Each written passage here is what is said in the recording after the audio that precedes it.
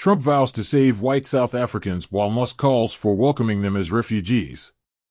Donald Trump is throwing his weight into the racial politics of South Africa, the country where Elon Musk grew up as the son of a wealthy property developer under apartheid.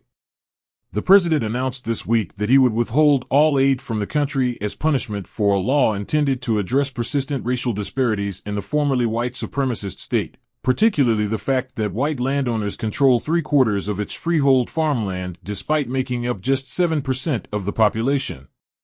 The law Trump has taken issue with would make it easier for the government to expropriate land in the public interest, in hopes of undoing some of the injustice of the apartheid era in which the government seized black people's land and forced them to live in designated areas away from the white population. In Musk's telling, it's white South Africans who are now facing injustice, and he endorsed and shared an X post Tuesday from a user who suggested that the U.S. should encourage white-only immigration from South Africa.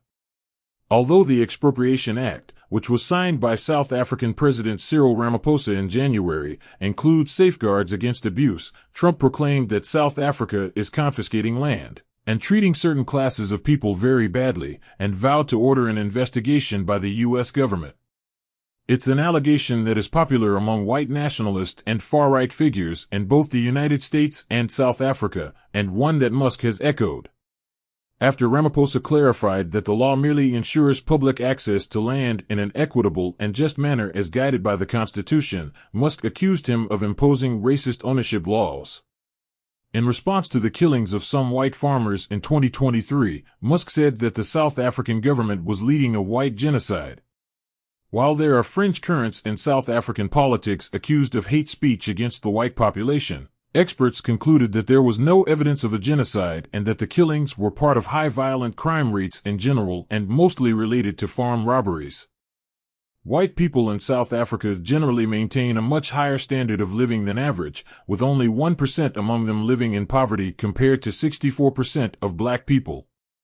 Trump's vow to halt aid would affect $400 million a year that the U.S. sends to South Africa, with most of the money going through USAID's HVA program, a program which in any case is still being held in limbo by Musk's Doge agents. He could also remove South Africa from the AGOA trade agreement, which gives South Africa and other African nations tariff-free access to the U.S. market. Also, my brothers and sisters, our South African king brother who is the president of South Africa have a message to Donald Trump. Leave us alone. Deal with your problem in America, Mr. Donald Trump. Also, my brothers and sisters, here is a video of what our South African king brother said to Mr. Donald Trump here. This issue that Donald Trump fears so much, we offer this question of the land. I don't know what Donald Trump has to do with South African land, because he's never been here. And he must keep his America, we will keep our South Africa. That's what he must do. South Africa is our land. South Africa belongs to all the people who live here in South Africa. It does not belong to Donald Trump. He can keep his America. And Ene is even worse. He's even worse. When I meet him, I will tell him. I'll say, you, Donald Trump, you are even worse because your forebears came to America. They found the native, the indigenous Americans. They wiped them out. They killed nearly all of them. Rene, we are living as a nation, and black and white, we are going to find solutions for our land question. So Donald Trump must leave us alone. He must leave us alone, Maori.